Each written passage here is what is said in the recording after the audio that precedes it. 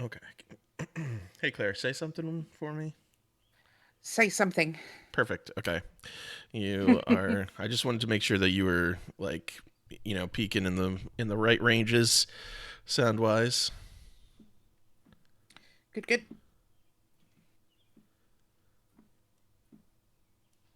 I was taking a look at our numbers. There's a Mm, decent amount of people that are downloading.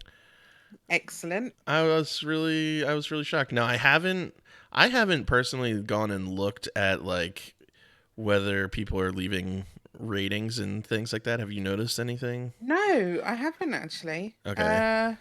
I haven't looked, to be fair, so. Hmm. I don't know where they would do it either. Hang on. Well, I thought in Spotify you can leave a review, but then I couldn't see it. Like, I couldn't find where to do it. Yeah.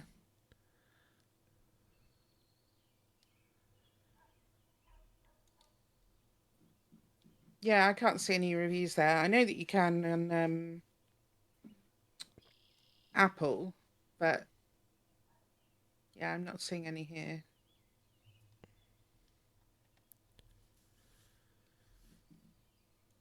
Good to get some reviews.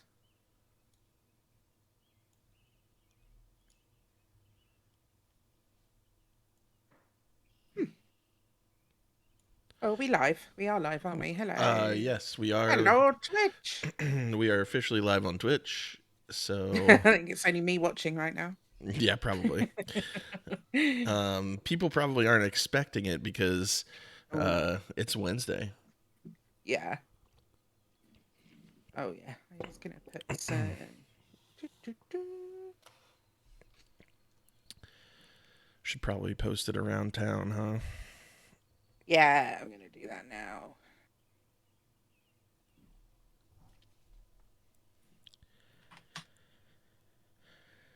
Doo, doo, doo, doo, doo, doo, doo, doo.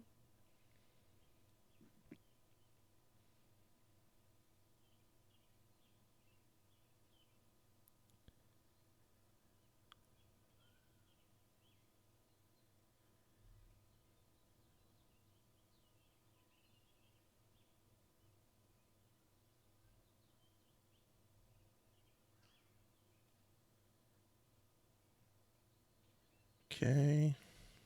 Got that. Got Get in that. the usual places. Right.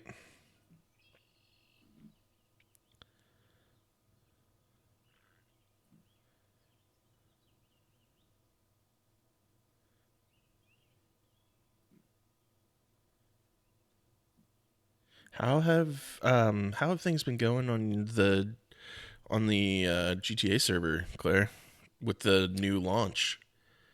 Yeah, pretty good. It was insane for a week or so just after launch, just like recording all of the bugs and trying to get Mm-hmm. all of that organized and dealing with questions and all that sort of stuff. But yeah, it's definitely it's calmed down. I think people are really enjoying it. It's yeah, lots of people on the server playing, so it's good. That's awesome. New people joining as well. So yeah, really good. So if you can add something to your episodes, but yeah, I don't know. Oh, well, Kyle keeps I don't know telling how me you to would leave a review. what? I don't know how it would let you leave a review. Oh. I was just gonna say Kyle keeps telling me that I need to join Geo. Oh, he does. Yeah. Every time that I talk to him, he's like, "Get in here, come on."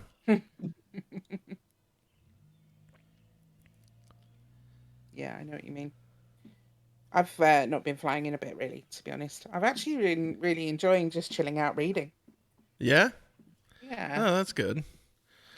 I'm very excited about the new book from Craig Allenson, which is book 14 of That's the series that I've been reading. no okay. I'm gonna guess the title of it because I think I remember it. Is it the Expedition Force? It is, yeah, Okay, yeah. So yeah. you dove into that then? Oh, I've been reading that for. I don't even know how long. A couple of years, few years maybe. Oh, the series, yeah, but I mean Yeah. the new Oh book. yeah. Yeah, Yeah, I started it yesterday nice. and I was listening to it while doing a jigsaw puzzle on the Oh, computer. cool. And because I'm really sad like that. Not at all. No, I honestly, what honestly came to mind was like, man, that sounds like incredibly relaxing. Yeah, it uh, was really lovely. But yeah, I just listened to it and because I really like the narrator as well on the audiobook version. And I'm already nearly finished chapter 9. So yeah, I mean it's really good as always. So yeah, really enjoying it. that's awesome. Hmm. Did we post on uh Instagram as well, or should I? Oh no, I can do we that. should do. Okay, cool.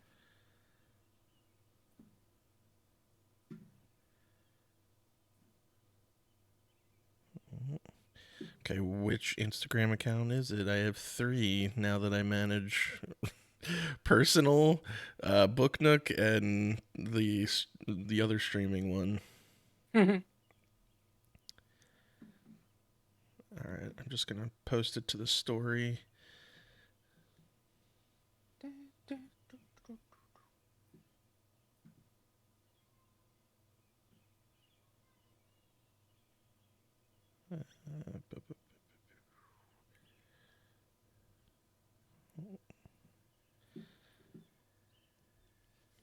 Okay. So I've already got a spoiler on this book from your Oh, review because I happened to log you into did. Goodreads and see your review, your rating. Well, the rating that I leave on Goodreads and the rating that I like, the rating system that we use for this, Mm. I feel like is might be a little bit different. Oh, okay. But Mm. yeah.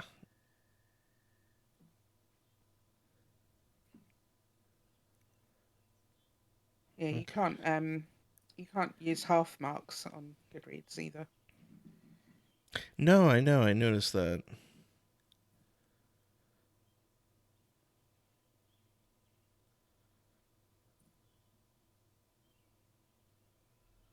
Oh boy. Twitch.tv/the_book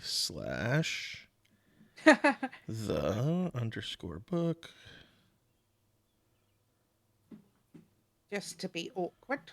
underscore nook.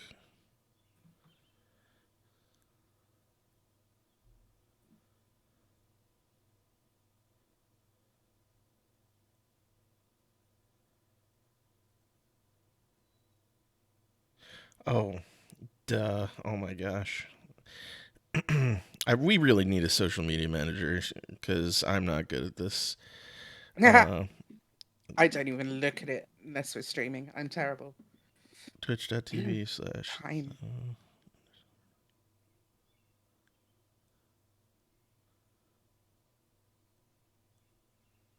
done. Okay, let's trash that then because we don't need this anymore.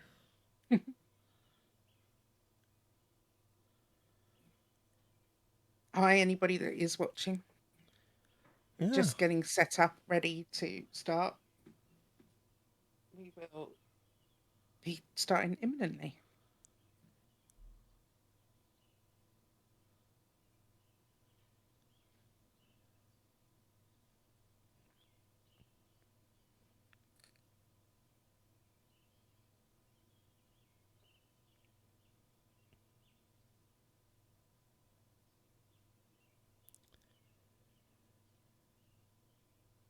Okay. Posted to Instagram.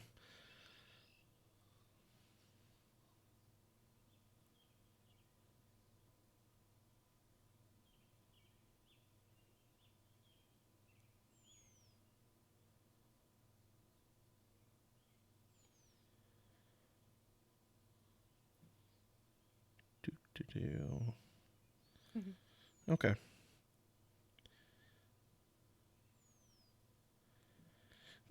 I swear there used to be a way to like post or not post other people's stories, but just send it like right over. I've never really used Instagram. I've got like my own personal Instagram, and it's got about 4 photos on it, and I don't know how to do anything as far as stories or anything like that. I just never really looked into it. I'm just such a luddite. But yeah, so when I got Instagram, or when I first, it was literally just people posting pictures, and then the story things started, and I'm like, I can look at them, but I don't know how to make one. It's all quite confusing. Um,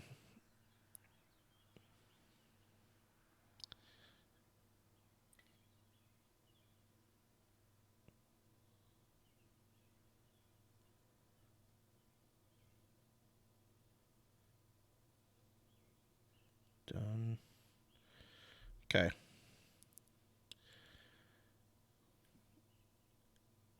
Also Cool. posted it to my personal Instagram just to see if try to get some people in and spread the word and all that. Nice. Um, do we feel ready to go? Yeah. Okay. Are Um, you doing introductions and stuff today? I can get us started. Yeah. Yeah. Okay, good. Okay. Hello, everybody, and welcome to the Book Nook podcast. My name is Tim, and I will be your host today for this podcast. And with me, my co-host, as always, Hello, I'm Claire. Hi, uh, everyone. Hope you're all it's well. it's Claire. um, Claire, how are you doing? I'm good. I'm really good. Yeah, Yeah. I'm looking forward to talking about this book. Yeah, me too. Me too. So today we will be talking about The Island of Missing Trees by Elif Shafak. I'm already going to butcher names. Yeah. Shafak, maybe I probably would have said Shafak. Shafak. Yeah. Okay. Yeah. Well, anyway, extremely talented author. And have you read any of the other work by I I have Elif? not. Elif? A leaf. No, I haven't. I was going to look some up actually after reading this, Mm-hmm. and probably add them to my to read bookshelf. Because I did quite like the writing style, so I think it's she might be an author that I might turn to again for another book. I agree. She's written 17 different books, I think I saw, Mm. something like that. She's like a British Turkish novelist. And like the most popular female author in Turkey, supposedly. So, All right. Okay. yeah, yeah. So when you brought this book up as like, hey, let's check this out, I was like, I kind of did a little research into like who this author was, and like, she's incredibly intelligent, and Mm. she's excellent with her words, as we'll kind of talk about. But anyway, before we get started, we should probably do some just real brief housekeeping. If you are watching us live on Twitch, and for those listening in the audio version, we do a video live stream of the podcast over on twitch.tv/the_book_nook. And we typically don't interact with the audience immediately, like in the moment, live during the podcast recording. But we do acknowledge people in chat, and we kind of talk to them afterwards if anybody wants to hang out after the podcast recording is over, kind of get their input on the book if they read it, or just input on the podcast in general.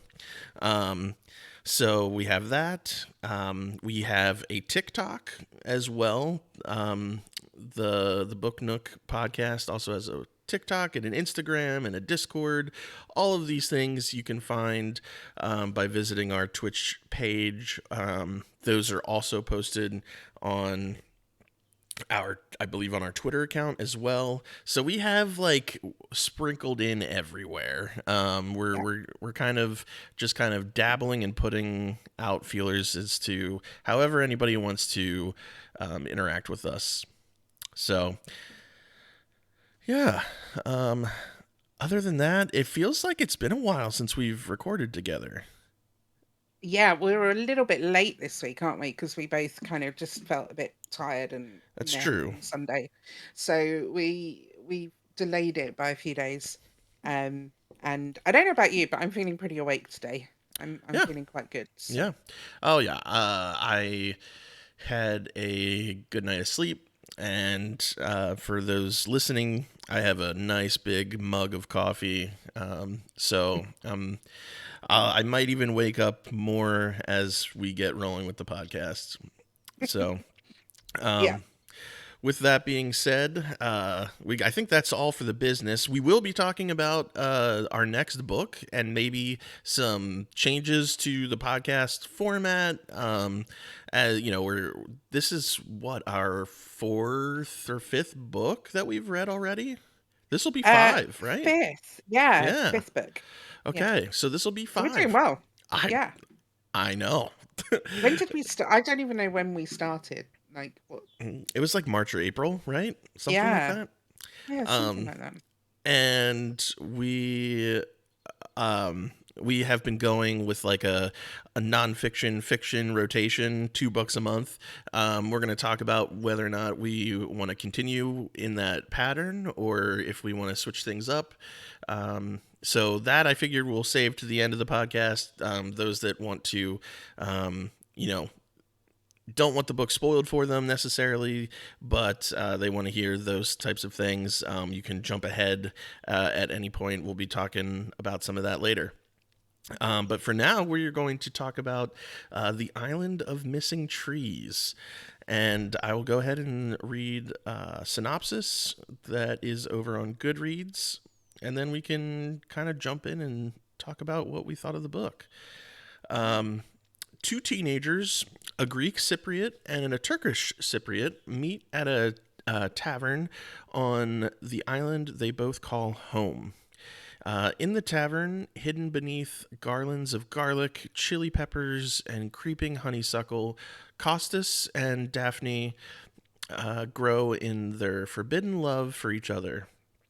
A fig tree stretches through a cavity in the roof, and this tree bears witness to their hushed, happy meetings and eventually to their silent, surreptitious departures. The tree is there even when war breaks out, when the capital is reduced to ashes and rubble, and when the teenagers vanish.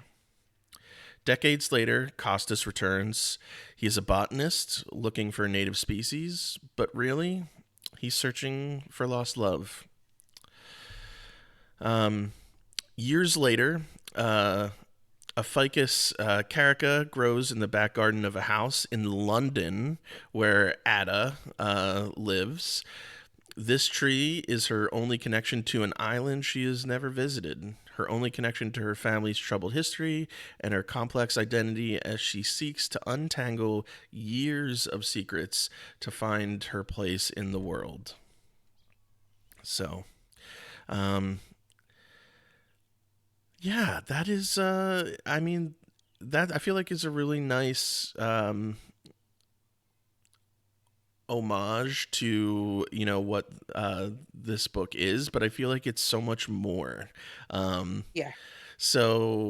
this book to me, if I were to like kind of give you the general synopsis, would be it really feels like a coming of age tale for these two individuals that are basically in a turmoil state, just based on where they grew up and where they live. And they fall in love, and it's kind of a Romeo and Juliet tale. Hmm. In the sense that these two two people are not supposed to be together. They're not supposed to fall in love. Star-crossed lovers. Yeah. Yes, exactly. Um, and their families have would have a lot to say about their budding romance if they found out. So, Mm. um, so yeah, I guess, and with that, I guess we should probably talk about how this book at least was maybe formatted. Let's start with that. Yeah. So it jumps between time periods. So you've got the present day, if you like, which is Ada. The young girl in the book, is currently living in London with her father, um, in the late 2010s. So it's not specific about the year, late 2010s, and she's 16, Hmm. and she lives at home with her dad, and they have a fig tree in the garden. Um, and it then flips back to 1974 in Cyprus. Around that period, uh, where there was uh, quite a lot of civil unrest, civil war going on. And then it also jumps around to the 2000s when um, things happen between the parents. So, but we'll go into that in a bit more detail. So the time period jumps around a bit, but then also you've got interjected into there is the fig tree narrating the story pretty much, talking in the first person, the tree talking in the first person, and that's an interesting concept, I Hmm. thought. Um, and I did quite like it. Um, there were periods where I thought it was a bit too wordy, Same. um, a bit too romantic, Hmm. in the use of language, but I quite liked that interjection and the thought of this tree having seen multiple generations of the family. Um, and you learn something new every day. I learned about how to bury a fig tree. That was Right? quite interesting. Yeah. Yeah. Um, so I don't. I meant to look it up actually. I meant to Google it. Did you Google it? Is this No, a thing? Do you I bury a fig tree? I didn't. I didn't bother. I was like, you know what? Costas is a botanist. I'm going to take his word for it. Yeah, I'm going to go with it. But basically, like, so I mean, it's a Costas, talking tree, yeah, it's a talking essentially. tree, but yeah, it's. I mean, it doesn't talk out loud. Right. It's an internal monologue, and it's Yes. a sentient tree, I suppose. But I think it's more symbolic than actual. But Yeah. um, anyway, I mean, I quite like. But yeah, basically, so uh, Costas, who has left Cyprus in the 70s and moved to England, then eventually goes back and then eventually moves back to England again. But when he comes back to England for the second time, he brings a cutting of this fig tree and plants it in the garden. And then a few years later, when it's matured, he then, because it's in a climate which is not great for fig trees, being England, London, cold, wet, rainy, all of that stuff, you have to bury the fig tree. And basically, what you do is you dig a trench and you pull the fig tree out and bend it down into this trench and Hmm. then hold it down with planks, is what I Yes. was kind of understanding it to be. And then you insulate it, put boards over the top, and then you keep it safe and warm inside this earth for a few months until the weather warms up again, and then you let it back out again. Yeah. Wild. It's wild, isn't it? Yeah. Yeah. I think that was, yeah, I was fascinated by that concept. But yes, that's the format of the book. Is it jumps around in time, and then there's a sentient tree that is almost narrating the Hmm. book with her own chapters, Yeah. where she talks about what she's seen and things that have happened. And yeah. Yeah. Yeah. There's the this book jumps around a lot. So you have to be cognizant and kind of like paying attention to the time skips, but then also now you have this like sentient tree that's kind of providing monologue in the past and in the present tense. Hmm. When it does jump around. So Oh well, I guess it would be the present tense, just in the different time periods, um, Yeah. as well. So I liked that aspect of the book. I thought that it was really interesting. I Mm. specifically enjoyed the symbolism that came a lot from the chapters with the tree narrating, because it was like the tree was narrating not only the story and like what it has observed, but also just kind of like the experience um, of plant life, and Mm. how like there was a lot of monologuing on like humans neglect of or ignorance neglect and or ignorance of the of trees and of plants and of nature around us, um and so I thought that that was really interesting. And the only caveat to that would be, even though it was like interesting and I enjoyed it, it was probably a little bit too heavy handed some of Mm. the time. It Mm. was like there were times where I was just like, okay, I want to hear more about like the about Costas and Daphne and Ada and kind of get back to that story. Yeah. So I guess if there was like just one like minor critique I would have, it would just be, um, instead of going like, because the chapters really went just about every other was like Costas and like the human side of the story and then the tree, and Mm. it flipped back and forth pretty much every other chapter. Oh yeah. So I would say maybe a little bit less tree may have Hmm. shortened the book a little bit, and even some of the exposition in the human side of the story I think could have been shortened in the beginning, because the second half of the book I thought was way more um, enticing and grabbed me a lot more than the first half. Yeah.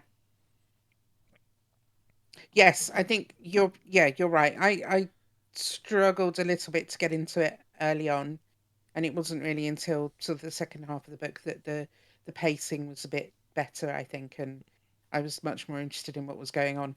Um, and um, do we want to talk about the characters themselves? Yeah, we can. So, I mean, it really starts with Ada at school, doesn't it? And Uh-huh. she's 16. She's grumpy, moody, pain in the arse, really. Quite sarcastic, cynical, um, and also mourning because her mother died about a year before the The present day in the book. mm-hmm. So her and her dad are coming to terms with the fact that her mother's died. Um, they don't tell us a lot about how she dies or what she dies from, and then you get little snippets as you go through the book as to what was going on. And But I, yeah, go on. sorry to interrupt. I just wanted to interject and say I didn't catch on to the fact that that her mother had passed. She was just not present. Like it was just Right, very yeah. evident that she wasn't there. So for a long time throughout the book, I didn't know whether or not she was living somewhere Okay. else, or um, yeah, Hmm. there was, but Yeah. clearly there was like mourning that was happening. So, but again, Yeah. I didn't quite pick that up immediately. Yeah. I mean, I suppose they were both coming to terms with the loss, and I can't remember if I knew how early I knew that mother had passed.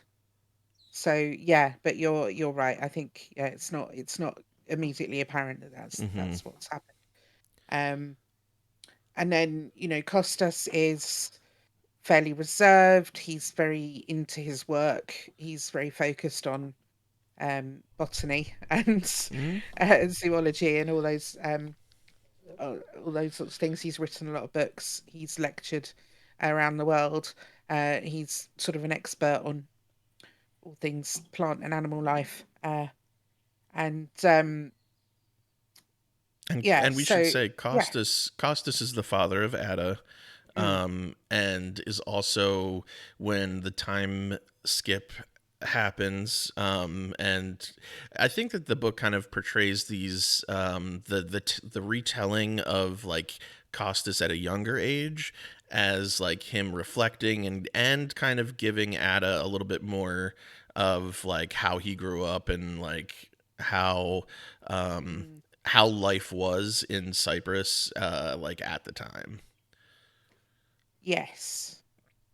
Uh, yeah, and actually, I wanted to talk a little bit about the character of Costas because he's a very, even as a young man, he's very sensitive. Hmm. He's not, he's very focused on animal welfare and gets very upset about animals being needlessly harmed. And there's a delicacy apparently in Cyprus for songbirds. Yes. And so there's millions of songbirds killed all the time to create this delicacy, and it really upsets him. He's a very sensitive creature, and I sort of felt like that was all I got about him. That he was very knowledgeable, was very focused on learning and studying and writing. He was very sensitive. I didn't really get a lot more character from him other than that, and that might just be enough. Yeah. But I didn't know much else about him. I don't know really how he felt about a lot of things. When he He was was quite young. reserved. Yeah, Yeah. yeah. So yeah, I would completely agree with you. I don't have a whole lot more that I feel like I got out of Costas as a character. Reserved comes to mind quite a bit. In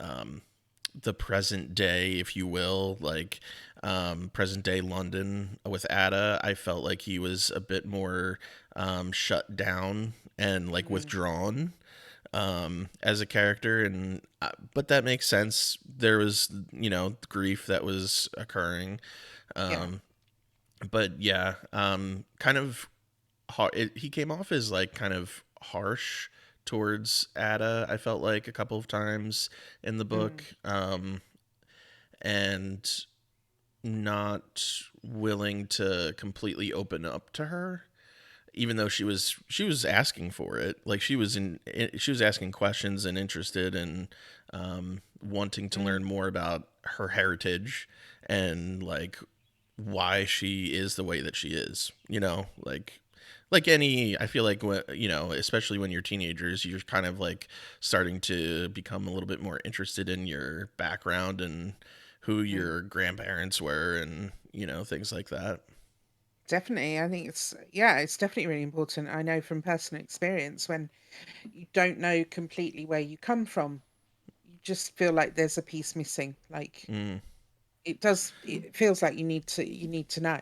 Yeah, there's Um, a part of your story that I guess is yeah, just a mystery or a bit unknown. Yeah. yeah. And it does come out through the book that Ada knows literally nothing about her parents' backgrounds. Hmm. She knows they came from Cyprus. She knows that their families don't talk to them, that they have no contact with them. But other than that, she doesn't know anything at all. And that was, it comes out later that that was intentional, that she Hmm. wouldn't know, so that she wouldn't, what they, because the era that Costas and Daphne grew up in was so traumatic that they didn't want to pass that trauma on to the next generation. And I think while that's kind of sweet, it's probably not the right answer. Right. Um, I don't think anybody ever got. I don't think society moves on when we forget some of the horrible things that have happened. I think we need to understand them and learn from them. But that's me. I don't know. I don't know. Maybe I'm um, projecting a little bit. I felt as though that was more important to Daphne um, than it Yeah, was Costas. I felt like Costas was a bit more naive, maybe, or just maybe not wanting to live in um, with such like a restricted have to hide, have yeah, to be ashamed, like I felt like there was a lot more of Costas pleading to Daphne about like about that topic, and it was mm, really Daphne that was like, no, like it cannot be this way. Um, and she just seemed like to be a little bit more pragmatic and maybe a little bit more logical in her Mm. thinking. But um, I don't know. I'm curious to hear what you think. If you're ready to move on to Daphne, then. I am actually, yeah. So Daphne is obviously mother of Ada, wife of Costas, who has recently passed away. She's I thought she was quite an interesting character. Again, you're kind of left to uh, get your own opinions on her character because there isn't loads of information. But I definitely got an impression that she was far less sensitive than Costas, Mm-hmm. that she was much harder, um, more cynical. I think that was very obvious, Yes. Yeah. and described in the book that she was quite a cynical person. Um, Neither of them are religious, by the way. I mean, even Mm-hmm. though the culture they came from was pretty religious, they're neither of those them are religious, and that's probably a product of what they've been through. But yeah, I definitely got the impression that she was a lot more closed emotionally as a younger person, Mm-hmm. and then perhaps that Yeah. switched a little bit as they got older, and that when she did try and start dealing with those emotions, it actually came out in other ways, and she struggled. But Yeah. also, she'd been through a very traumatic time, much more traumatic than Custis. Yeah. Yes. Agreed. Well, so that kind of brings us to, I guess, like one of the major themes, or like if you're storyboarding this book, Costas and Daphne are together as teenagers, kind of dealing with their hidden romance, and uh, they are only together, I feel like, for a very short amount of time before war kind of like plagues the land, and they end up getting separated. Um, Mm. now, okay, I might get this wrong. His family, him and his family leave Cyprus. Is that Just right? him. Just No, him. just Oh, him. just him. Okay. So his older brother is killed. Yes. The younger brother disappears, joins an organization within Cyprus, a military organization, and leaves. And nobody knows where he's gone. And his father's died some years ago, and his mother is terrified, so she sends Hmm. him to live with his brother, with her That's it. brother in London. That's it. Okay. Yeah. So yeah, he leaves just him for a number of years. Like I think it's 16 years or something I, before I he I actually was gonna comes say back. it was a considerable amount of time. Yeah. Um, and all the while, then and Daphne stayed and had to live through the trauma that, which kind of ties into the trauma of the land, and Mhm. you have the perspective of the fig trees, um, perspective on war, and like it was really interesting just to hear that sort of side of it, that perspective of you know the humans going at war, and nobody really tends to think about, well, how does that affect the like the nature, the land, the trees, the Mm. grass, things like that. um Yeah, that was really interesting actually. Yeah. yeah. The tavern where the fig tree is uh lives, um she lives in the middle of a tavern, and the roof is open above her, but Hmm. she's right in the middle of this tavern, which is owned by Yorgis and Yusuf, who are a gay couple, who are one Turkish, one Greek Hmm. couple that run this tavern together. And it's not explained early on, but I think I kind of assumed straight away that they felt like a couple, Hmm. so it felt like a relationship. And then it wasn't until later in the book that Costa sees them snuggling in the garden and Right. obviously realizes what they are, because he didn't realize before. And obviously it's a pretty dangerous place to be. Not only are you a gay couple, but you're also one Greek, one Turkish, Yep. and they are fighting each other. So it's definitely frowned upon. Hmm. And this is the I would have I think I would have loved a book that was purely about them because I thought they were great They as were. I characters. actually I thought really they were liked them. fantastic. Yeah. And I was really interested. I was really invested in their story, probably more than the main characters. Um, I think Well, that was what I wanted to talk about, or that was my overriding impression of the whole book was that I was far more invested in hmm. Yorgis and Yusuf than I was in anybody else, and I don't know how you felt about that. Well, I felt emotionally attached to the tavern. Probably because of I mean, not only because of Yusuf and his partner, but also because of um, the fig tree. You know, like Yeah. that was the home. That was like the base, the foundation for um, everything. Like it just seemed like everything kind of came back to that tavern and that Mm, place, and it was the scene for so many of the scenes in the book too.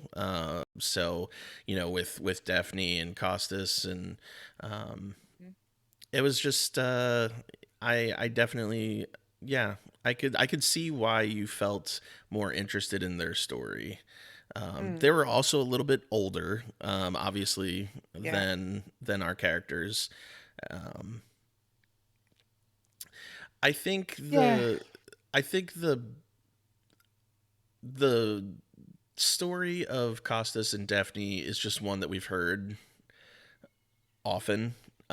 Yeah. Maybe not necessarily in this same era of turmoil and trauma, but it's one that we've heard before. We're kind of like, okay, we know how this is likely going to end. Mm. So It yeah, was actually interesting. I thought, surprisingly, the story does span a long time, it from does. 1974 until the end of the 2010s. Hmm. Um, it does span a long time. And I was kind of surprised, not surprised, I just thought it was a little bit different that Costas goes away. It's actually 25 years he went away for and then came back and reconnected with Daphne. And That was a long then, time. Yeah, yeah, so they're both very adults, they've basically very grown lived up. a whole like they've lived a Yeah. life without each other. Yeah, they've both lived an entire lifetime, Yeah. without each other, and then they've reconnected. Um, it was I I don't know how I felt about that reconnection. I'm not sure if there were moments I think, yeah, I can see how that worked, and other times I think it felt a bit too easy. It was easy for the purpose of storytelling. Yeah, Yeah, I would agree with yeah, that. You're led to believe that after all of this time, they've kind of both held like an eternal flame for each other. That even as much as the universe tried to, keep them apart, they still found each other and reconnected. And like it was very romantic in that sense, and I can appreciate yeah. that. That romanticism. And she was also pretty mad at him for Oh, having left, she and was, yeah, yeah. But it was but kind of, unreasonably so because it wasn't really his fault that he left, and he tried to connect with her before he left, and well, he's, also after he'd gone, and she refused to talk to him. yeah. There's a chapter in the book that basically is like they have reconnected, and Daphne is mad at Costas, and they're kind of like going back and forth, bantering a little bit, bickering, and he says, "Well, I wrote you like all the time, and you never wrote me back." Like, Mm. and so Exactly, it was they interesting, she but didn't really have a leg to stand on, but she was just lashing out, I think, because yeah. of all the hurt and trauma that she'd been through, and that's kind of it is easy to lash out a little bit, isn't it? So Yeah, but I will agree with you. Like it was like there was lashing out, and then there was like, oh, but Costas, like, and they would. embrace. Yeah. So it was like, but I And it think felt really quick. It was a bit it kind of did. like, oh, they were together for 2 days, and then all of a sudden they're madly in love again, and they're flying Hmm. back to London together. Yeah, but there's an event, a traumatic event that Daphne had to go through while the country was at war that Costas had no idea about, and Yeah. also didn't um, could never begin to understand what, like, just how traumatic that experience was for Daphne. Should we go into that, or should we leave Yeah. that? No, Okay. I think we should. I think it's important.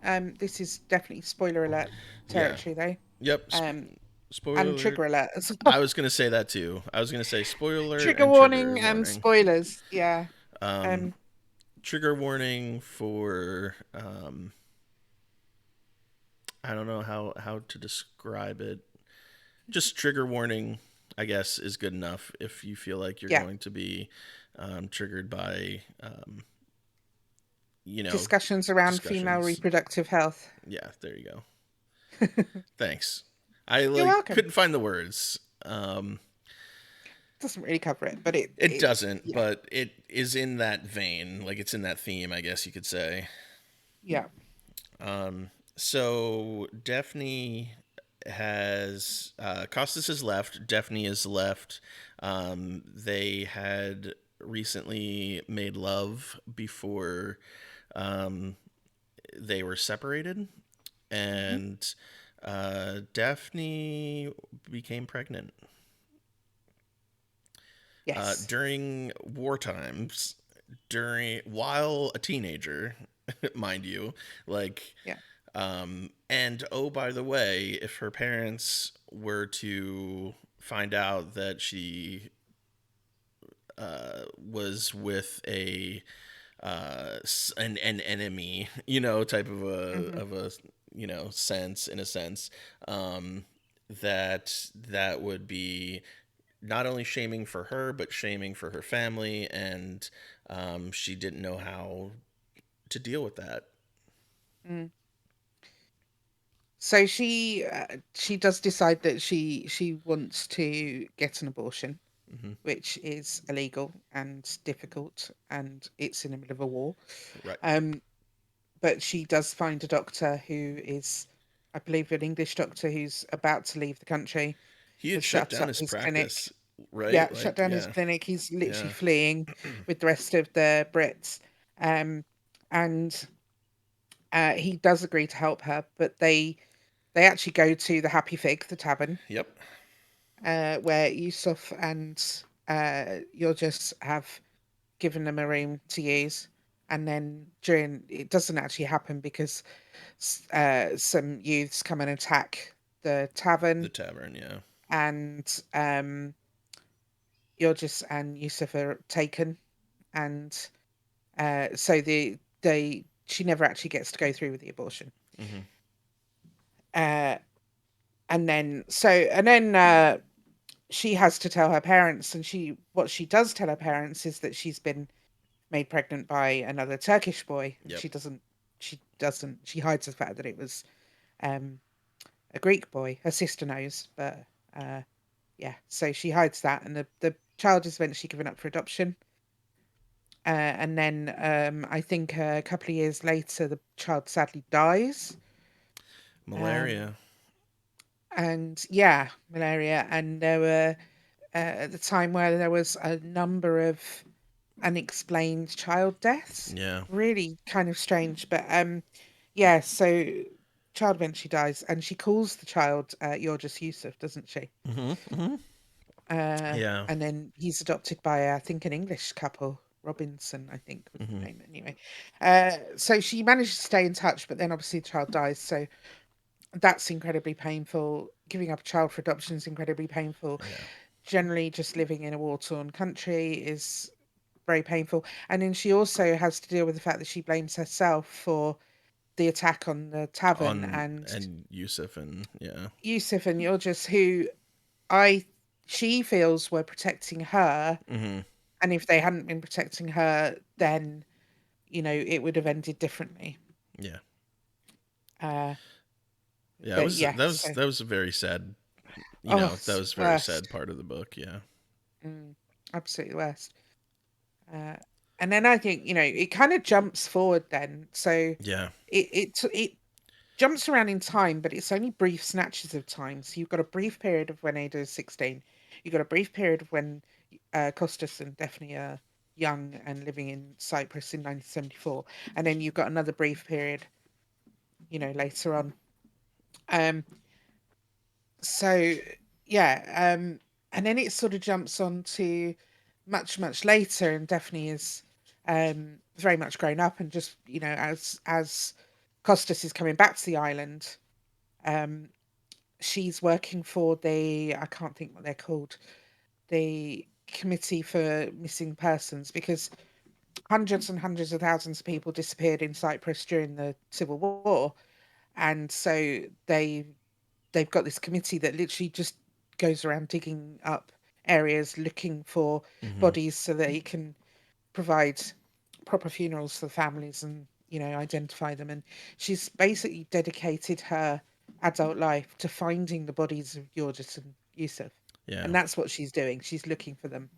um, and I think that's the overwhelming amount of grief and guilt And guilt, yeah. that she's feeling, that's sort of led her to be doing that. And then also that hard shell that she's sort of constructed to um, protect herself from that as well. Absolutely. Um, yeah. And Costas is coming back because he's interested in attempting to learn more as a botanist. He's attempting to learn more about some of the native, you know, trees and plant growth and plants that are known for this island and Cyprus in general. So he kind of comes back for business, but it's also like he's wondering whether or not he will find Daphne. He has no idea if she's alive um, or anything like that. So Mm. um, I forget. I honestly don't remember when they first see each other, like the scene when they find each I other. can't remember actually. Does he go looking for her?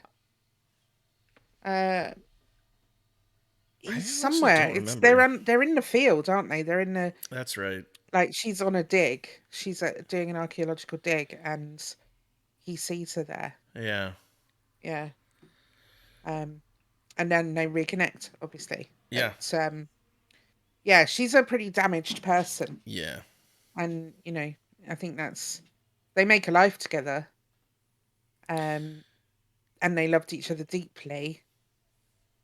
But yeah, she's a very damaged person by everything that's happened. And he begs her to come back to London. Mm, And I felt maybe this is just my interpretation. Even though she loved him, I felt like she was she was hesitant to do so. And I didn't like it was kind of like a maybe reluctance, and mm. she did end up doing it, but something about how the book ended made me feel like when she was in London, that there was like regret. Yes, Okay, so I'm not yeah, I crazy think about so. that. Yeah, No, no, no, no, definitely not. I think there's a very brief amount of there information is. Yeah. about her. There's really not a huge amount over the period of time where they're in London. It's kind of they move to London, they bring a cutting of the fig tree, they grow the fig tree, and they grow a human, Yeah, and I was gonna and say then yeah. fast forward 16 years, and that's where they are. And it's only real little snippets, but it turns out that she drinks a lot, and she was an alcoholic, I think. And it's just it's quite I liked it as far as that. I think Mm-hmm. It that was little bit of real, mystery, right? Yeah. and it was real, yeah, that, you don't just recover from trauma. It does last a lifetime, and, it can have lasting effects. And particularly, I think also it goes back to that theme of not talking about things, not revisiting the past, not exploring Mm-hmm. how you feel about those things, and not facing up to that trauma. Exactly. Um, which was a definite decision of hers not to do that. Mm-hmm. Was, I think, contributory to her having all of these issues and not recovering. Yeah, and the book kind of, uh, maybe in a roundabout way, kind of seems to provide the reason or rationale as, like, part of her cultural upbringing. Um, I Mm. don't know if you felt, uh, as if that would be a reason why, but Yeah, I mean, yeah, quite possibly. I think I think she was angry with generations before hers yes. for creating this division on an island that she loved, Mm-hmm. where she loved Costas, who was Greek, she was Turkish, and then they weren't allowed to love. And I think she was really angry at previous generations, and she felt like they'd passed on their own prejudices and anger to the next generation. And then, sorry, I have a dog issue right now. Carry on talking. I'm coming Okay. right back. Yeah. So yeah, I mean, Costas in general, he kind of, when he and Daphne get back to London, it is almost as if her life that she had cultivated in on the island, on, with the work that she was doing with the missing people, it seemed as though that obviously all of a sudden came to a halt, and it almost felt like she had lost her sense of purpose, even though she wasn't, even though she had Ada, and she was establishing a life with Costas, finally. And as a reader, I feel like you're like, finally they're together, and yay, that's fantastic. I got the sense that while that may have been everything that Costas wanted, I don't know that Daphne was completely satisfied with that life. I don't Or know if I got enough information on it. So yeah, and I I think might there be. was discussion about the fact that she was an author, not an Hmm. author, an artist. Sorry. Yeah, an artist. Yeah. Um, so she'd obviously found that passion, but then there wasn't a lot of talk about that No, passion or what she did with her life, apart from being a mother and drinking a lot. and drinking a lot. Yeah. Um, um, and you get the sense that Ada may have, like, there's some resentment in Ada because Costas was, so involved with his work that he wasn't around to take care of her when she was drinking. The book kind of describes Ada specifically, is kind of reflecting and says that, she would spend lots of time in her room with the door shut, that Daphne would.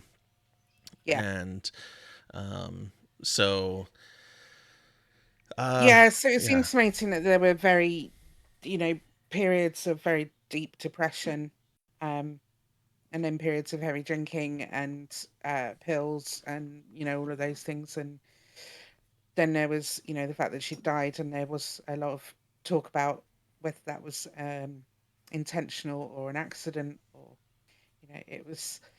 it's just a lot of very sad stuff going on for this family. Mm-hmm. um and it's they never really quite recovered. Well, certainly Daphne, and to a certain extent Costas, never really recovered from what they've been through as kids. And I think again it comes back to not wanting to pass that on to Ada, but then Ada feeling disconnected because she knows nothing about her ancestry and her where she'd come from. And that's, actually really hard. So you've got to find that balance of not passing on that trauma, but at the same time making people understand where they come from and why things are the way they are. Yeah, she was looking for some answers, Mm. especially there was an incident that happened at school, um, which to me seemed as though it came from a place of anxiety, like almost like a panic attack or anxiety attack, Yeah, because she's talking to her aunt about the fact that she screamed out loud in class and like everybody was kind of looking at her funny and um, so there's she was just seeking some answers, and that's where us as the readers were able to kind of like start to put those pieces together almost as if we were Ada or like trying to find the answers for her. mm. Yeah, it And her was. aunt turns up, which I thought Mhm. was actually I really enjoyed her aunt. I thought that She that was was a good. great character. Yeah, she was good. Um, a bit of light relief, but at the same time, just Yeah, being quite, the personification um, of a superstitious grandma yeah, almost. yeah, Um, but yeah, she just sort of turned up full of, you know, kind of energy and light and, you know, straightforwardness. I just really loved her. I thought she was a great character. yeah, Um, but she'd not been seen for years because she'd been forbidden from seeing her sister or her sister's family when she ran away with Costas by her parents, and she was not allowed to go and see them until her parents had died. yeah. And then she'd also recently got divorced and was full of energy about what the future would hold for her. And she got on a plane and went to London and came to visit Ada and Costas and sort of just came in like a breath of fresh air, really. And like she And owned the place on and it, like she like owned the place, yeah, like it was great. Yeah. yeah. And Costas didn't seem to mind at all that she was there, like, No, so I feel like Costas is one of those people that you just kind of they just go with it. Like yeah, whatever's happening, they're just like, all right, this is how it is now. yeah, exactly. And I think he felt a little bit of relief that there was Relief, somebody else there to help especially talk while he's to. still grieving. Like, Yeah, yeah, yeah. absolutely. But yeah, I loved her and all of her idioms and sayings and superstitions and all of that stuff. I just thought that that was, you know, every everything she had an answer for Yeah. that was some kind of saying. Um, and I can't even think of any off the top of my head, but some of them were just brilliant. But yeah, Aunt Aunt she's a great character. Aunt Miriam, right? Yeah, Miriam, Miriam. Miriam. Yeah, Yeah. she, I think she really helped with the pacing of the book in the second half. And this, So when, yeah, I would because agree. that's when she blew in like Mary Poppins, She kind of Um, did. Yeah. yeah, and yeah, I think she really picked up the pace a little bit and made me enjoy the book a lot more. Uh, but yeah, I think back to the fig I tree. was just I gonna think, say, yeah, I think if we're probably getting close to the end of like the story, yeah, and so we have the fig tree that um, that Daphne and Costas brought with them. They properly dug it up. No, no, wait. They only took part of it, correct? yeah, yeah. They just took a cutting Yeah, because they the just tree took was a cutting. dying. Yeah, the tree Yeah, was dying. That's right. That's right. So the tree was dying in the tavern. Um, and so they took a cutting of what they felt like they could replant and kind of save and bring with them. And so they brought it back to London, and they weren't sure actually how it was going to fare in with the climate change. But Costas being a botanist and um, you know he felt like he could at least create an opportunity for it to grow and thrive and live on. And so um, the tree kind of describes it, or at least the book would have you believe that it was kind of like the tree was like an immigrant in the sense that it was taken from a land in which it was not. Native? Yeah, exactly. That, yeah, taken to a land that, that it Yeah. was not native to, um and was brought up to be able to thrive and live on. And the tree kind of goes into all sorts of, um, symbolism and themes around, like, um, a part of them, like, may have died in Cyprus, but they're still alive here in London, and, like, Yeah. their sentientness is wherever their roots are, essentially. Yes. Yeah. So she remembers everything from Cyprus, even though it's pretty much a new tree. It's a cutting from the old tree that's been brought to the UK, and then yeah, the tree remembers everything. There's a bit of melding of science and Magic. mythology Yeah. and magic going Yeah. on because there is well documented evidence that trees do communicate Absolutely. and that Yeah. there is a whole ecosystem and there is communication around that ecosystem They are a and living all of that sort of organism. stuff and they're living organisms and all that sort of thing and um yeah, so I think there's a little bit of science in there. There's also a little bit of mysticism and romanticism and just general magicness going on. Yeah. Um, and I think I don't know if we want to jump. I don't want to jump ahead, but at the same time, this was the biggest disappointment for me because I loved the tree. Sorry, I'm dropping things on my desk. Apologies for the Oh, noise. you're good. Um, I loved the tree as a tree, and the ending slightly very me. We can talk about it. I feel like we're there anyway. Good. Um, so this is gonna be. I mean, if you listened through the previous spoilers, you're probably already okay with spoilers.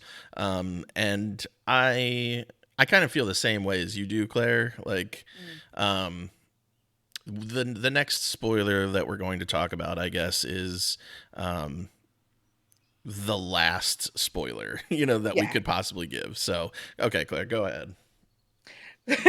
Yeah. So I mean it's the end of the book. It's the proper spoiler, Yeah. but basically the tree is partly the mum, like Daphne. She's Hmm. when she's died, her soul has taken up residence in the tree and they've kind of melded together.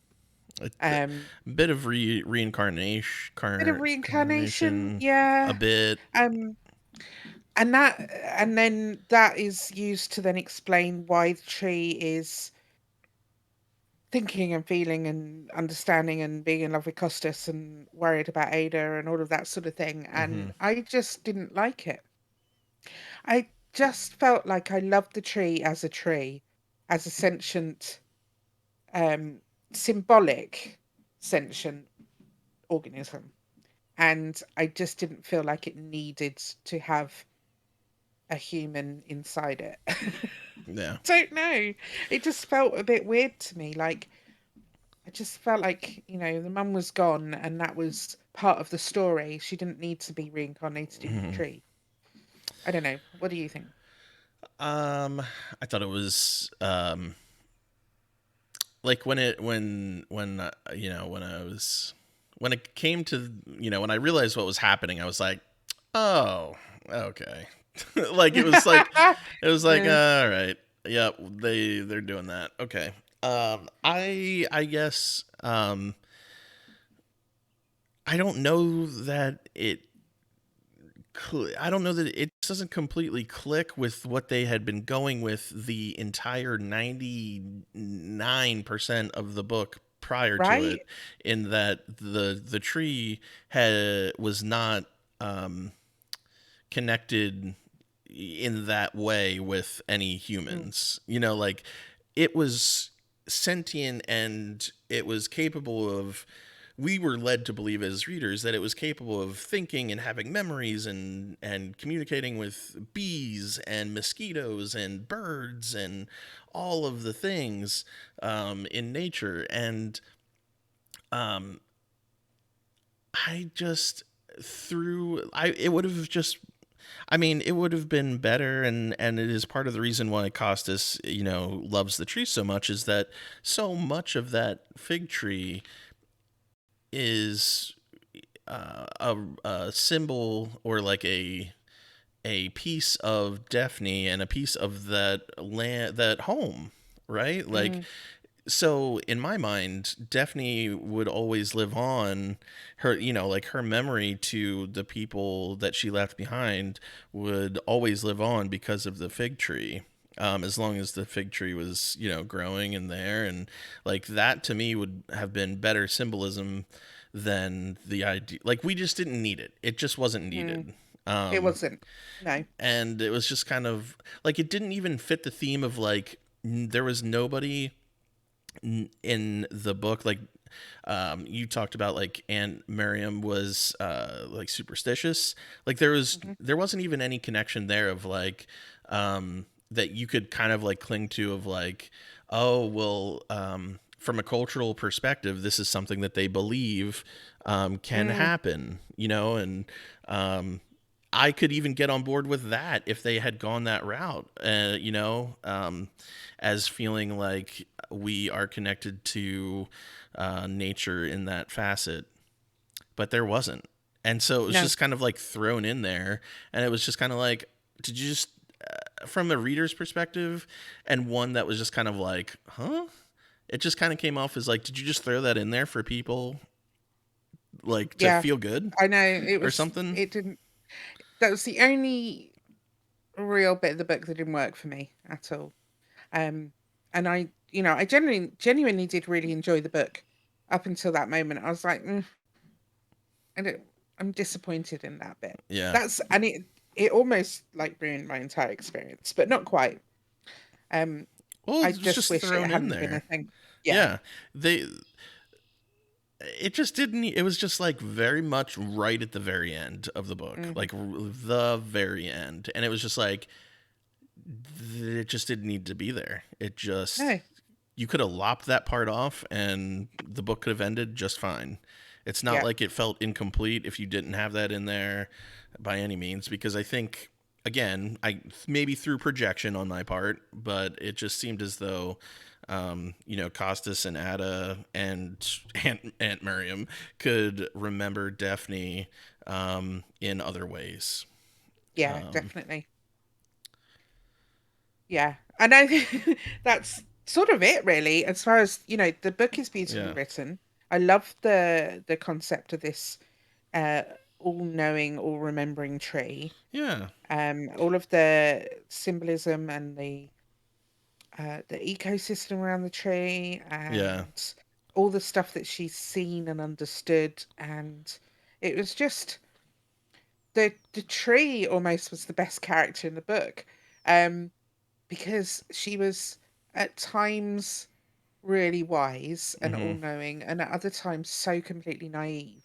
yeah, And it was just a really cute, sweet, not cute, cute's the wrong word, just a really interesting and lovely entity within the book. And I really enjoyed the tree. And yeah, I'm just that last bit disappointed. But if we discount the fact that apparently all along it was, the mother was living in the tree for the last year or whatever, if we discount that, then it's a pretty good book. it is, yeah, yeah. I felt like the tree was a really great character. Again, I just feel like it was a little heavy-handed at times. Like, we didn't, Yeah, I don't feel like we needed all the exposition and like the buy-in that I felt like the author was trying to sell us, as to this tree is sentient and has been, observing these people for mm, as long as they have. Like, you could have said that in a chapter and I would have been like, I'm on board, yeah. So I mean, I feel like a common theme for me in the books that we've read is that they could have been shorter. Maybe that's my attention span coming out. Um, No, but I think I'm in agreement with you pretty much. Yeah. because this book was like, I want to say it was close to 400 pages, 370 Mm, something, I think it said. So like, um, it was a little bit of a longer read, and I did enjoy the story for as like maybe cliche as some of the themes and some of the parts of the book were. It's still a good story. Like, and there is some romantic themes. Not only, I mean, there's the love story, but then I think you could classify the tree's perspective and sentientness as being somewhat romantic in the sense of we have, let's say, if that was true in our world, we have trees that have watched families grow and multiply and also fade mm, and leave, or and there's some, I feel like there's some romance to that, both sad and joy. So yeah. yeah, I did like the book. I did like the book. While I was reading it, I was like, who would I recommend this book to? Because I don't know that it would be like if somebody were to ask me, what are you reading right now? And I would say The Island of Missing Trees, and they said, oh, would you recommend it? I would probably say I'm enjoying it, Mm. but I have no idea what type of a reader would like. I don't know who. So I know I don't my know. mum would like it, Yeah. um, and I will definitely recommend it to my mum because she'd Okay. really enjoy it. It's definitely I don't want to call it chick lit because I I don't. really hate that I term, don't. I don't feel like it. but I don't know. no, I don't feel like but it was. it is modern literature. It's Yeah. not. I think you and I both get we're probably more comfortable currently anyway for me more comfortable in a sort of sci-fi fantasy kind of Fantasy. world. Yeah. Um, and this Escapism. is definitely, yeah, this is definitely more, sort of modern literature. I mean, it probably similar vein to Crawdads actually, which I know that you're But sort of reading at the I am moment. really enjoying that. Yeah. Yeah, that is good. Um, so yeah, I definitely think my mum would like it, and probably some of my girlfriends would really like it. But I'm not sure who else I would recommend it to. Yeah. I don't know. Um, I did really like it. But it's also a book that I've read now, Hmm. and I will move on to another book, and Oh I will yeah. probably never read it again, and in a couple of years I'll probably have forgotten about it. Yeah. Probably. Yeah. But it is that's kind of sad to say, but it's not because it's not a great book. It's just not one of those books that is going to live on with me Yeah. forever that I'm going to keep turning back to. And that's, I don't think that's a bad thing when we talk about No, books. Like, books are meant to be entertaining. There are plenty of shows and movies that you might watch, or games that you might play that you're really enjoying while it's happening, and then it's not and then you move not on. not everything has to leave a lasting impression, I guess, is what I have to tell myself. True, you know true. I think so I quite often compare books like this to one of my favorite ever books, which is The Time Traveler's Wife, yeah.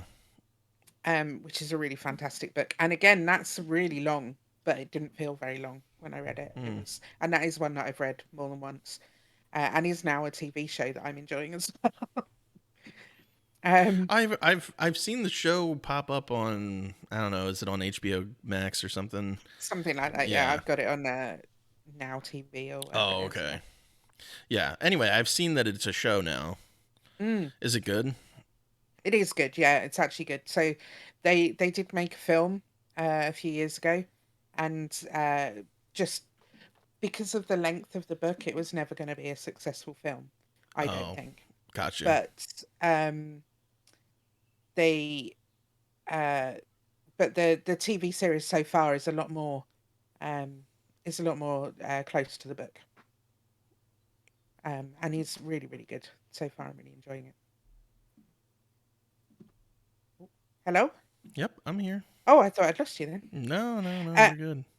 I need to take a really quick break. I will be right back. Sorry. Sure, sure. Well, I'll keep going. Keep Because I keep think, talking. yep, that's fine. Because I think that we're just about ready to go ahead and rate the book for this month. And we're coming up on probably an hour and a half of recording time. And we have a couple more things that we want to talk about. So, just a reminder for folks, the rating system that we use, 1 star, a complete waste of time. The book was problematic in terms of writing styles, inaccuracies, or written without any strong base. 2 stars would be fine, but not happy with it. More irritating than rewarding. Problematic, but was less of a struggle to finish, like 1 star books. Then we have 3 stars, satisfactory, not too bad. Like an average read, but satisfying. It was a little rewarding, but not too much. Wasn't a total waste of time and you enjoyed reading it. 4 stars is that you loved reading it. Uh, it's a really good book. There could be very minor improvements, but that's okay. You love the writing style of the book. And then 5 stars would be impactful. So that would be like, a pretty flawless book in your eyes. Maybe there was a point of view or something about it that really stuck out that is going to leave that lasting impression. And so, based on this 5 star system, I feel like I would probably give it. So 3 stars seems like too low because I did like the book quite a bit. And it is a style and a format, the writing style that the author used that I really like and I typically find enjoyable. Um, I 4 stars though to say that like I loved it, I feel like is too high. Um, I would say maybe a 3.5. A 3.5 or 4 is probably about right. There were aspects of the book that I did really enjoy, so like in that sense, I would say it's a really good book. Um, and maybe thinking objectively, it is a really good book. It's just that there were just very minor things. Okay, I'm talking myself into a 4. I'm gonna go 4 stars. I'm gonna go 4 stars. Um, so Claire had to step away for just a second. So when she gets back, we'll hear what she has to say about her rating of it. And in the meantime, I'll just use this opportunity, I guess, to say our next podcast recording would be. Um, oh, that is interesting. Okay, our next podcast recording is probably going to be the 26th of June, um, because the 19th I'm going to be away. Um, hey Claire, Hello. I rated the book, and then I was just kind of talking about when our next recording would be. So I rated this book 4 stars. Um, Yeah. Not necessarily that I loved it, but uh, I loved the format of the book. There were some things that I like. It is a really good book. It's Mm. just Yeah, it's definitely not yeah, just a three. So no, yeah, I'm going with four as well. I'm like you. okay, I loved parts of it and I loved certain characters and I enjoyed the format. But yeah, yeah, exactly. it's better than a three.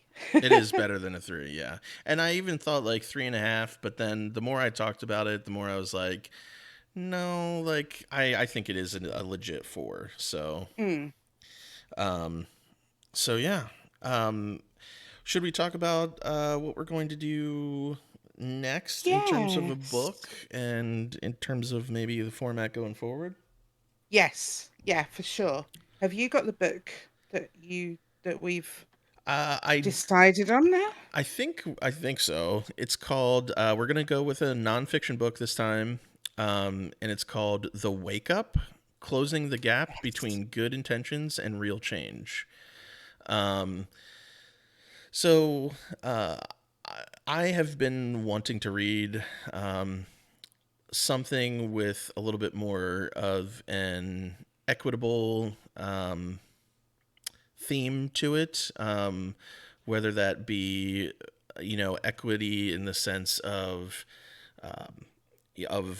we think about race, where we think about acceptance of others, religious, gender, sexuality, race, whatever you want to call it. I'm just interested in reading more about that, and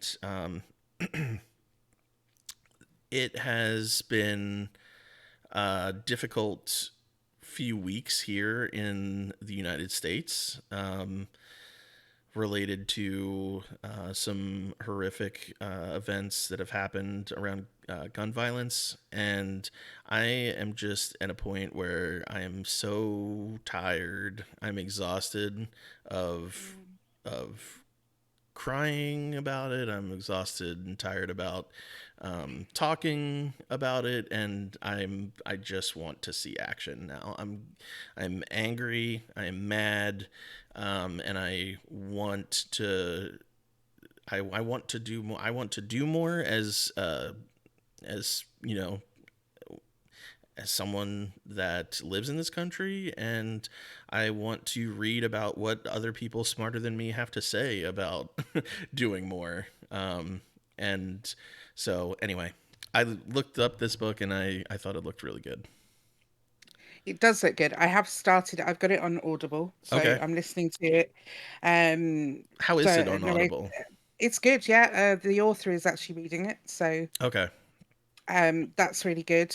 Um, and it feels like it's going to be quite practical as Okay. well, as far as this is these are the conversations that we should be having. I think it's going to be a good read. I mean, I'm looking forward to getting into it properly. Awesome. Okay. Um, so with that being said, we are going to I'll just read the title one more time for people if you want to read along with us. It is called The Wake Up: Closing the Gap Between Good Intentions and Real Change by Michelle Kim. And we Claire and I had been talking. We like the fact that we're reading 2 books a month and podcasting, about Mm, these books two a month, because it's probably more than we have been reading, you know, in the past year. yeah. And so, but one thing that we both kind of came to the realization at the same time was that there are other books that are piquing our interest and that we want to read on the side, but we have these other we have these books that we need to read, because of the podcast. So, Mm, it's that reading for fun, reading for what is interesting to us, but also reading a joint book. So we're running into time issues, yeah. and this, as much as this podcast, we hope that people enjoy it, and then we hope that people are interested in it. We're also doing this for us. Mm, And I had asked Claire, like, what, and maybe we can just talk about it right now. Like, what are your yeah. thoughts on doing one joint book a month, but then we'll still keep the podcast recording of twice a month, and we'll just that second podcast would be, what are we reading outside of the joint book, and and themes and subjects related to literature or what's going on currently with literature. Yeah, I think that's a great idea. And like you, it's like, yeah, I loved reading the books of the Book Nook. I love doing the podcast, but like I said, I'm reading a series of Uh, I've read a series of books that the 14th book has just come out and I want to read it. Actually, I want Right. to listen to it. Um, and it's a long one and it's taking up a lot of time. And yeah, so having to read 2 books a month for the book nook and then also trying to get in some reading around that. And then I'm going back to work next week as well. So Sure.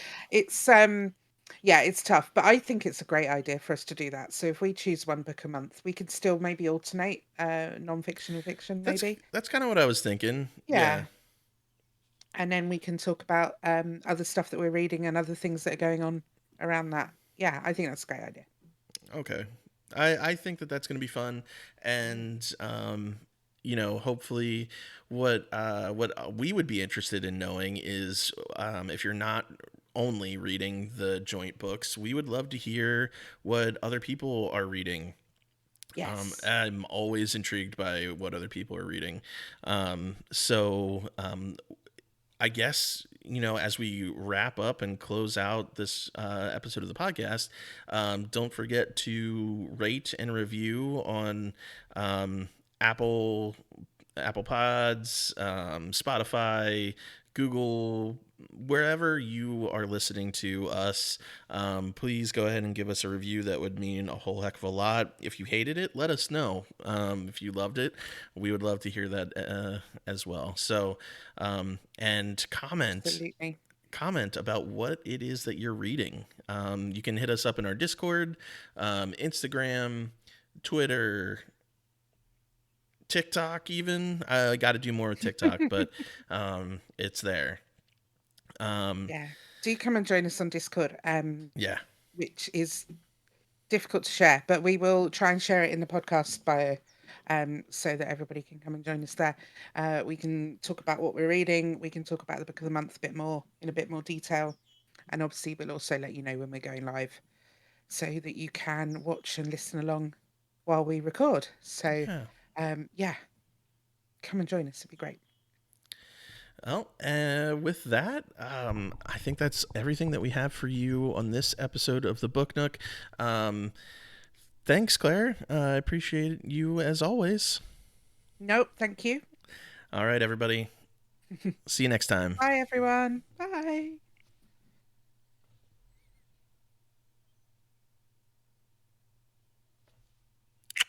Scene. Yay! Hooray! Sorry Hooray! about disappearing halfway through the bloody podcast. You're Oh, fine. well, right at the end, really. But No, you're good. You're good. Everything okay though? yeah, yeah, all Okay. fine. All right. Yeah, fine. Um, yeah, no, totally fine. I just rambled a little bit longer about the rating system, and Perfect. then rated the book, and then I was like, "Oh, I don't know how long, Claire. I'll just go ahead and talk about the next recording." So I do figure that we'll give ourselves a month for the wake up. Yeah, okay. Um, Sounds good. I'm gonna be traveling back to Pennsylvania.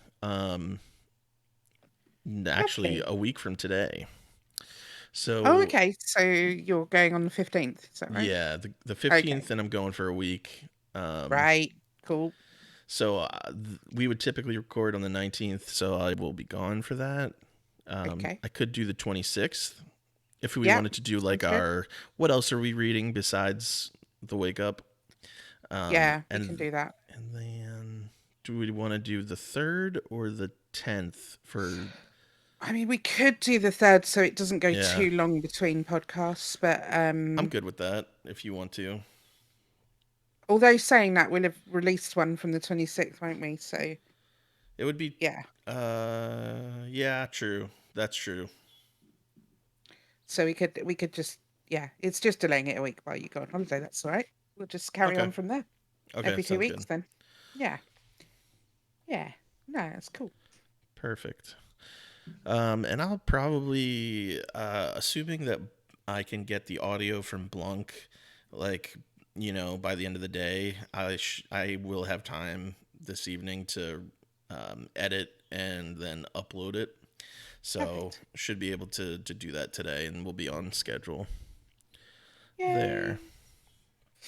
Yay. Well, thanks for everybody that listened in on Twitch. Yeah, absolutely. It's always Um, good. yeah, You know, it's good to have people hanging out and putting the yeah, Discord link in the chat perfect. again, just in case anybody missed it. And you want to join Discord, please do. Uh, but yeah, the book club, I have to say, has really got me back into reading. Like I felt like Same. I've not read properly for ages, particularly not physical copies of books. Like Yeah. I've been listening to a lot of books all the time, but actual reading, and it really is a muscle that you kind of need to keep in training. 100%. Yeah. But yes, definitely got the bug back. I know. I know. I've been reading Where the Crawdads Sing, and I'll probably talk Mm. about that. I'll have it finished by the next podcast. But it's just one that I'm reading, like a chapter or two at a time, and the chapters are perfect length. So Mm, it's constantly feels like, and I'm a sucker for like get me to that next chapter. I want to feel that progression, yeah. um, so how just out of curiosity, how long is the book that the new book, the One that I'm reading. expeditionary? Yeah. I will tell you. Hang on one sec.